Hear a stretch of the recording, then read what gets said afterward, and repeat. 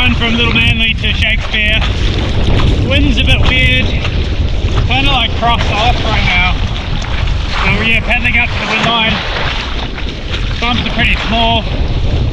Hopefully that decreases.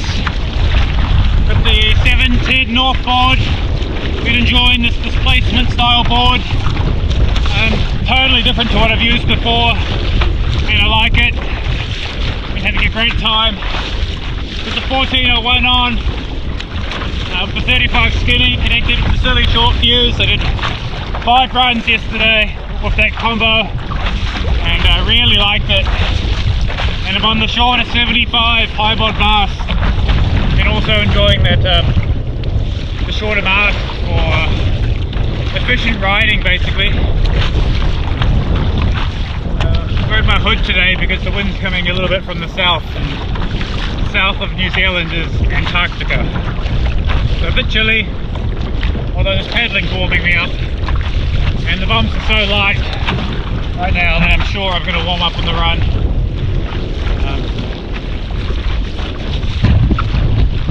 I was hoping to paddle out to the wind line. I feel like I'm here.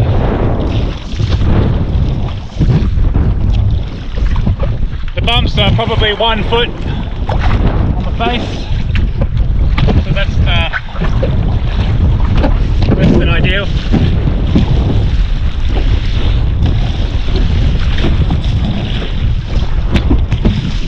Now we just wait for a push and a runway.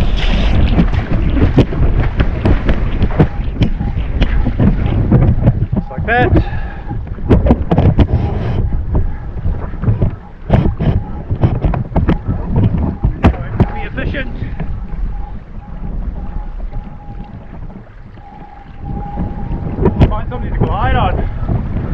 Out here right now, but at least this will get me up to the wind line a bit faster. Oh, it's a little bump.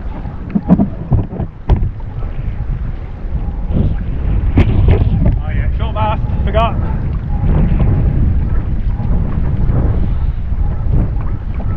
Woo.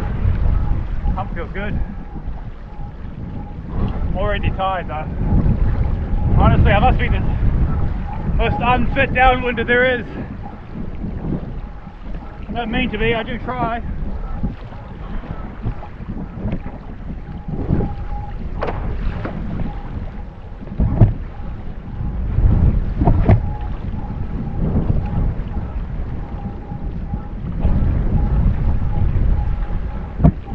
And bumps are this small, it's so good having the sufficient gear. You know, the Art Pro's nice and slick through the water. The skinny 35 is very efficient, and the short mast, you know, just forces you to not have too much mast drag, whether you like it or not. Basically now I'm just trying to work my way out to bigger bumps.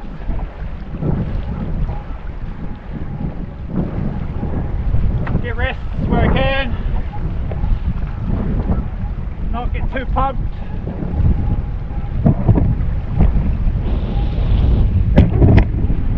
Try and relax and just become efficient.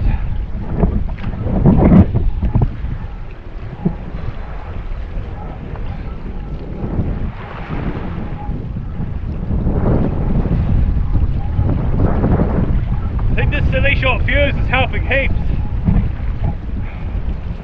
The leverage over the little fuse is far greater, and your pumps require far less energy. So you're not getting as much for them, but they require a lot less input, which suits my style of pumping anyway. That's pretty cool.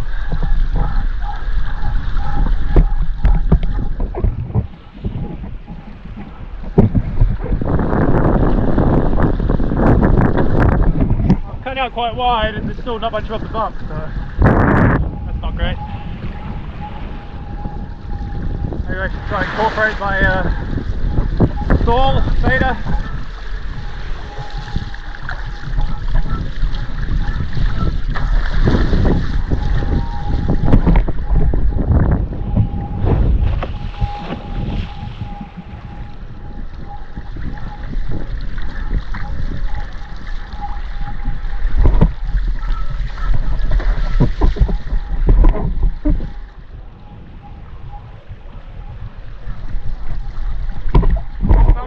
doubled in size. It could be 2 foot now, trough to peak. Really trying to keep that foil flat so I don't lose any altitude for no reason. You know, once you gain your foil height, you want to keep it.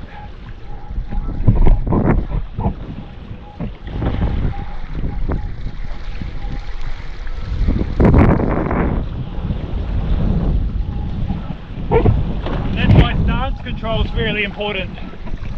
You don't want to be standing on that rear foil and relying on that to keep you up,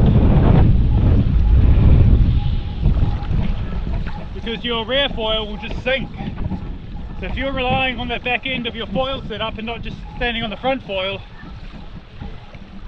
you'll probably find you can't ride slow because your foil will just drop out on you.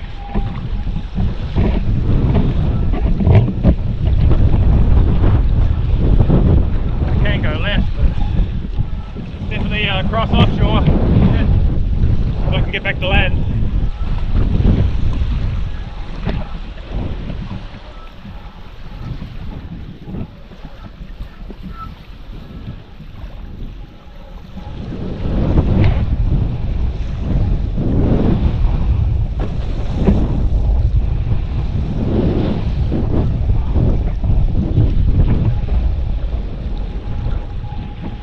This is the best feeling downwind setup I've felt so far, the short fuse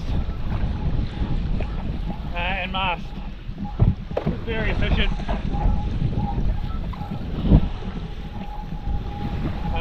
Lighter workload. This should stop me from digging too deep into the anaerobic zone, given that my inputs are less.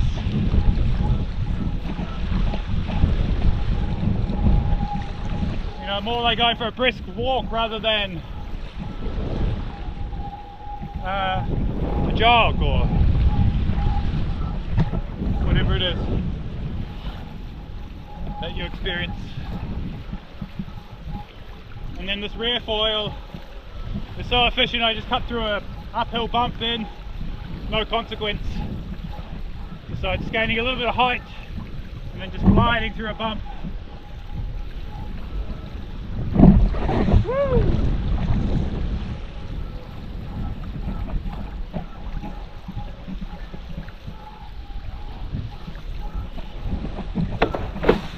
Probably don't want to come out any further to see.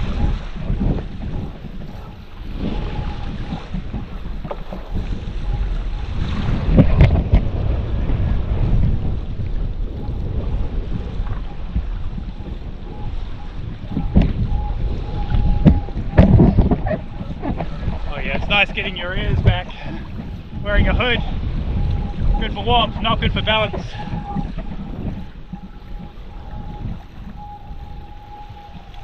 Okay, stall, stalling.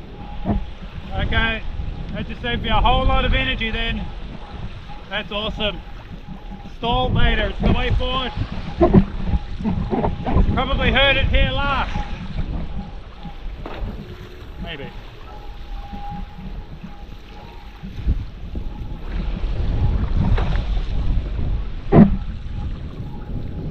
If the bumps are slow, you don't want to be fast.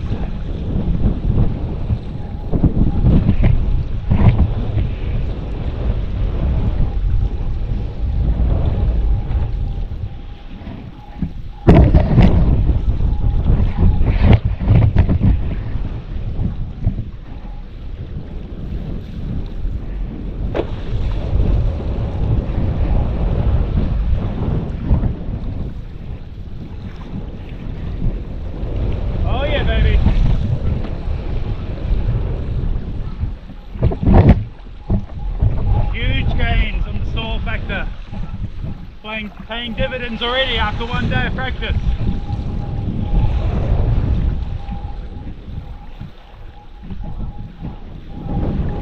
I would still be hunting if I was going full speed right now. It's just not enough bump to keep going to, you run out. So riding slower allows me to get in sync with the ocean a bit better. Go fast if I need to. and then this short fuse giving me that leverage when I need it. And then right now I don't want to be going out to sea, but out to sea is the easiest line, so I'll do that to keep gaining ground, and then I'll work my way back in. If I work my way out away from land, the bumps get bigger, it's cross offshore.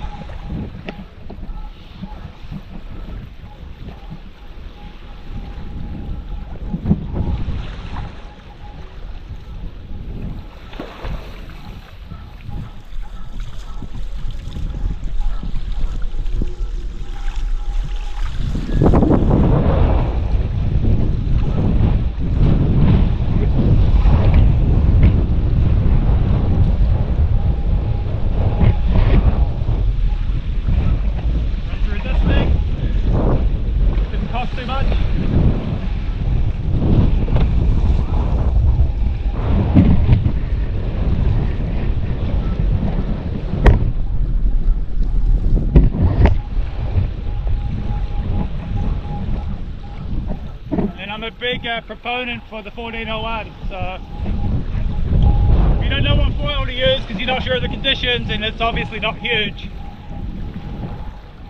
go your biggest option. If I was on 1201 right now, I'd be having the worst time. It would not be big enough for these conditions. A lot of people call it a big foil, but for real world downwinding, the 1201 is still a small foil, unless you're 50 kilos. And even then, I don't know.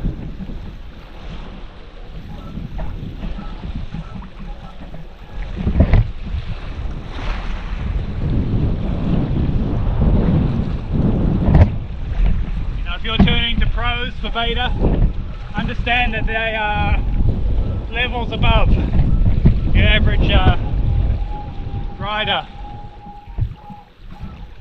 And it's only going to become more so as time progresses and we get more and more people in the sport. So don't get hooked into thinking that what you see online like Instagram and stuff is going to work for you. You know, they want to sell this stuff to you. They don't care if you can actually use it or not.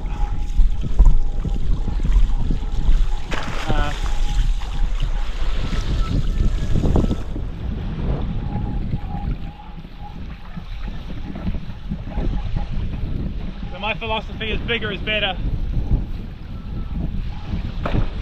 for foils. Not sure about boards, the jury's out. I'm enjoying this small board, well not small, but the 710 North at the moment. Feels nice. It feels kind of small once I'm up on foil. I back-to-back 5 different boards yesterday. I had an Axis Proto, 2 Axis V1s, and then the 2 North boards. And just between the 2 North boards, like the 710 felt great, and the 8.4 felt big and clunky comparatively. So if you don't need that size to get up, I don't think that big board's still going to do you any favours. You know, it'll give you some stability maybe in the ocean when you're floating around.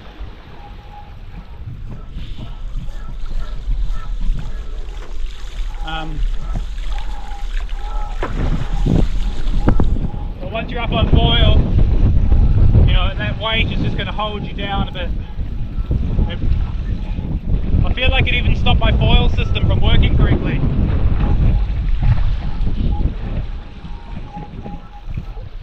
So I felt like the 35 skinny's been great, but when I put the bigger board on, I felt like that rear foil might not have had enough lift to lift the board even when I was unweighting it.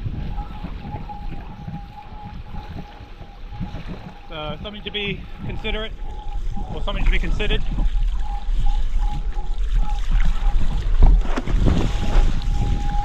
But then I had the experience once, I think I wrote this in somebody's comment, but I went for a deflate once about a year ago, and I was on about a 100 litre board, and I went out, deflated, packed down, set up, jumped to my feet and the board sunk. And with my pack down weight and the conditions, my board was underwater and I had to get forward motion to bring my board to the surface. I'll tell you what, that was a very scary situation. It was about 5 k's offshore, and you know, something to be considered as far as leaderage goes. You know, if you're going to be doing deflates, pack another 10 litres on your board compared to not deflating.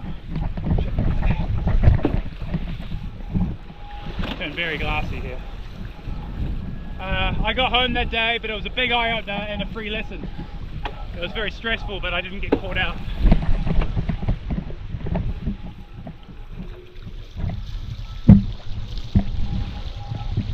Gonna be on the north side of the peninsula, just realising it. Got it wrong.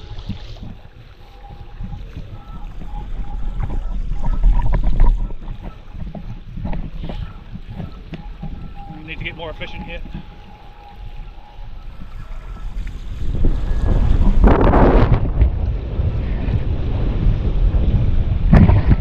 Save my breath for the pumping.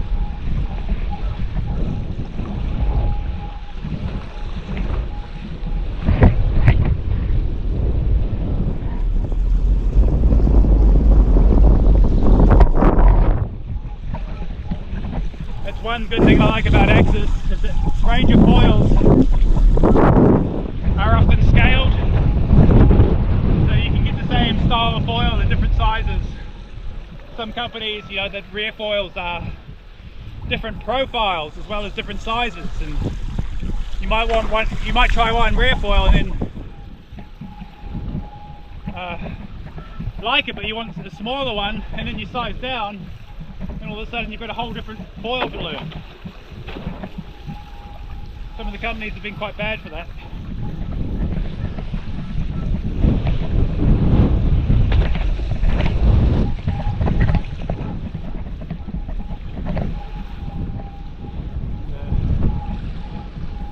Makes equipment that is for the full range of human, you know, not just professional riders, for professional riders.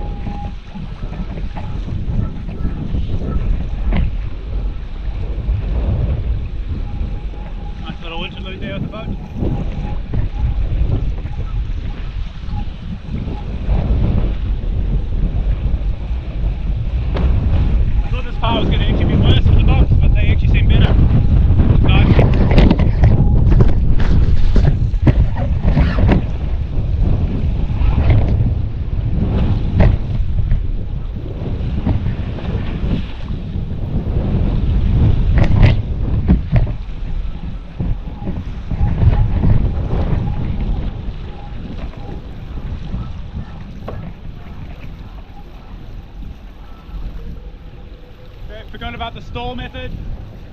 Try and incorporate that a bit again. So many things to think about.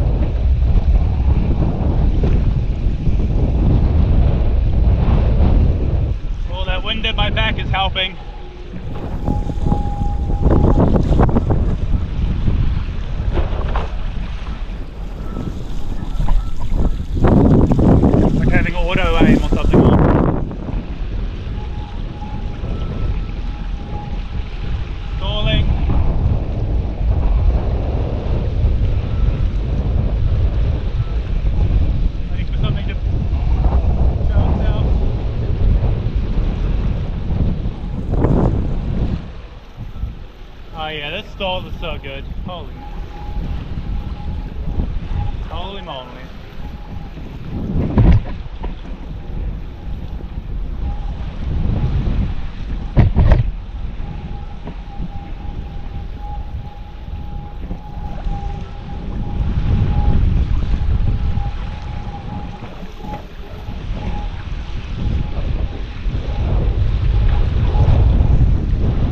What to do here? Saw that one coming. No options but to go over the hill.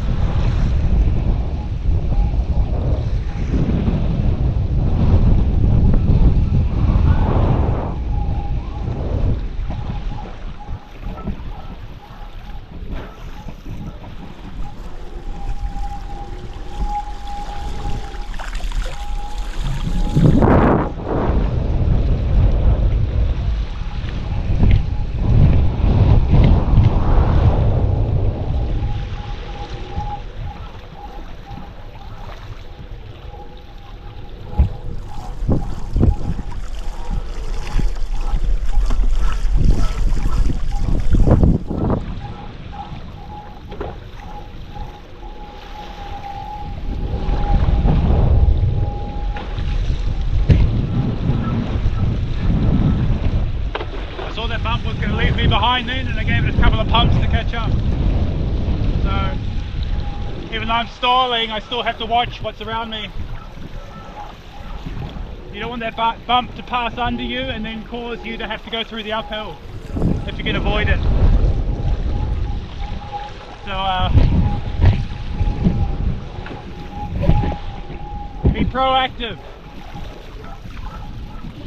If you're just responding to bumps, you might be struggling versus being anticipating and, you know, making sure you understand what's happening around you, anticipate something's forming, get to it first. You can see there's going to be an uphill in front of me if I don't make this one. But there's an uphill now, so I'm going to turn off, down the line. Nice little runner here. Nowhere to go, so I'll just turn because there's nowhere to go.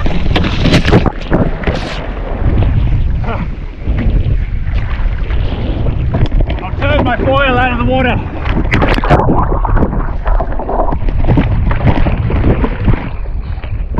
Okay, so you can't turn quite as hard with it. You can't turn quite as hard with these short amounts. So there's that. There's a nice little run there.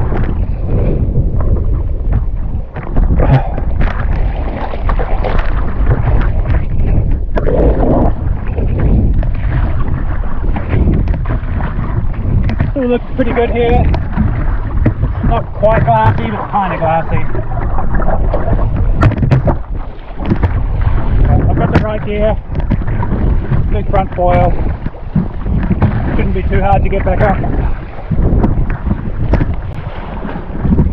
Push, and now I want a runway.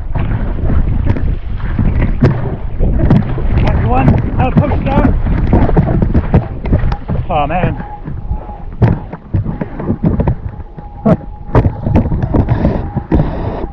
Okay. That was so bloody easy to get on foil then, guys. And that's because of the silly short fuse.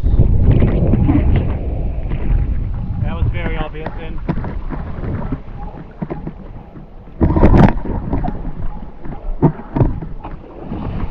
Now I'm back up, I've got to reset my feet, get my stance right, recalibrate.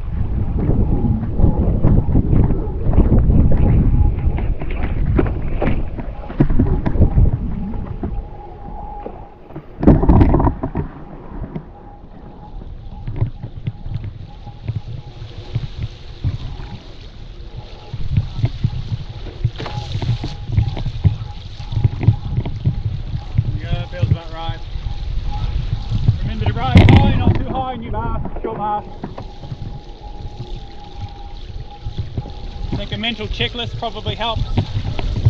You know, remember your ABCs or whatever they are.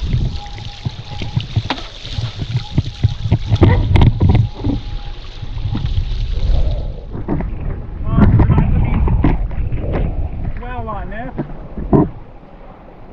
So that's not even a bump, it's a swell.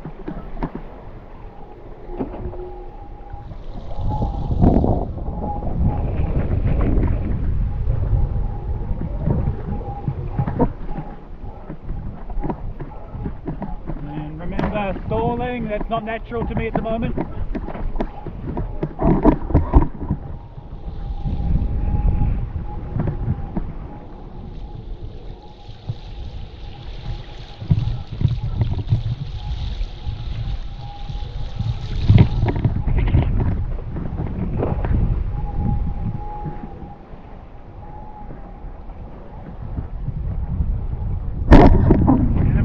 Just then, like, I can recalibrate myself to what is my new stall speed. How does it look optically? How does it feel? And just knowing when you have to make a move or not, it's going to be quite handy. So I can continue to relax when I'm running slow, not worried about stalling. I have more of a sense of where that stall speed is. More comfortable running near it. Now that I'm doing it, I remember guys talking about it, but I kind of assumed it was the biggest, slowest sort of foils, like 10 or 1150 or 1310, you know, pump and glides and whatever else. I didn't realise it was on these HAs as well.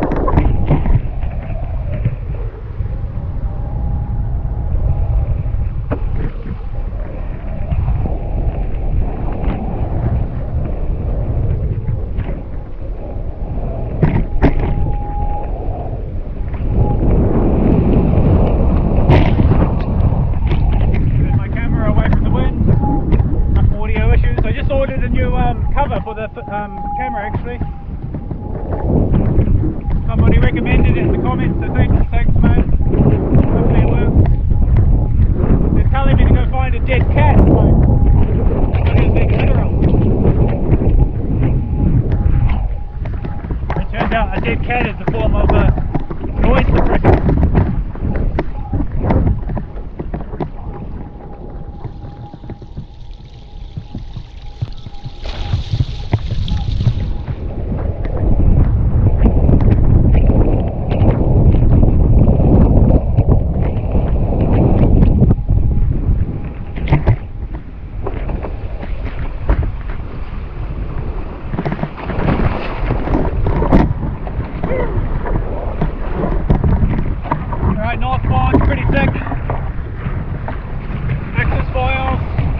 Guaranteed to work.